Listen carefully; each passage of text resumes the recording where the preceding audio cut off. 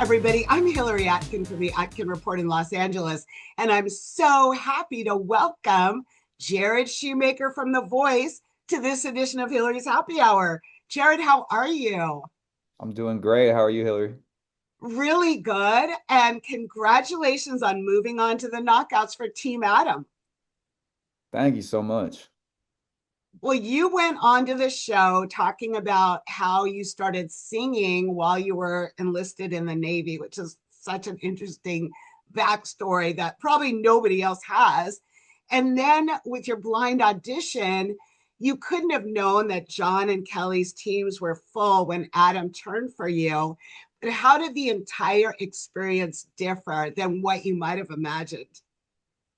It was definitely pretty dang close to how I imagined it would be. I knew I was going to be nervous as could be. I was a nervous wreck if you didn't see it on the TV. But um, I've always, every season I've watched of The Voice, I've always, wanted to be on Adam Levine's team. So, it really just worked out. I can't complain. Even though I was the last turn for, all the teams, and I only got one chair turn, it's exactly who I wanted. So it worked out in the end. And Adam really values country artists just because of the history of not getting country artists. So it was just seemed really, really special and meant to be that you were the last one on his team. But I want to talk about the battles, and you and Drew Russell performed a song that is like so special and meaningful to Adam, Leather and Lace, and so high stakes.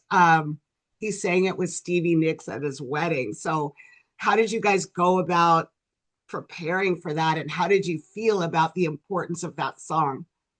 Yeah, not only did he sing it with Stevie Nicks at his wedding, he sang it at the Hollywood Bowl. He sang it, with Sarah Evans on CMT Crossroads.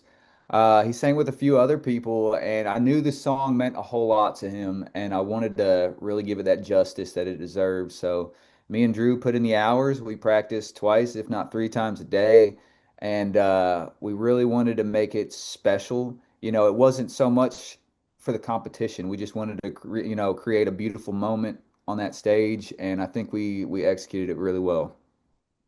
You absolutely did. You got so many compliments from all the coaches. But I want to back up to your rehearsals, and you were being coached by Benji Madden with Adam. What was Mhm. that experience like? I mean, that was awesome. That's the kind of music, I'm 32, so that like when Benji Madden and Good Charlotte was at their peak, that was my high school. So that's what we listened to growing up. So, getting to meet him, that was awesome.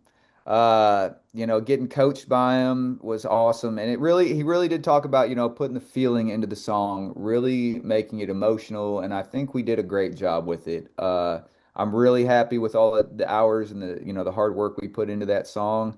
And it just all the stars aligned. I think it really was just a special moment. I agree with you. With your band, Marshall, you said you perform everything from Sinatra to Ozzy. So tell me more about your biggest influences and performing 3 or 4 times a week. Yeah, my biggest influences obviously on the country side. See, we don't just do country. We do everything, if you request it, we'll play it. But my biggest inspirations are like powerhouse vocalists, Chris Stapleton on the country side, Chris Cornell on the rock and roll side. I love, Bob Seger and, Travis Tritt, just like the raspy powerhouse vocalists. Steven Tyler is one of my biggest influences. And as far as the music goes, there's a difference between who your idols are for a singer, but as for music, it's very Southern rock, right in the middle of country and rock and roll. And that's kind of what we do for original music, is we do a little bit of country, we do a little bit of rock and roll, and we do a little bit of both. Sounds like a song title, Jared. Right. So I really looking forward to your next performances on the show. And I want to thank you so much for taking time out to be with me on Hillary's Happy Hour. Absolutely, anytime. I want to wrap it up by lifting a toast to you and your continued success on The Thank Voice, you so Jared. much. Cheers. Cheers.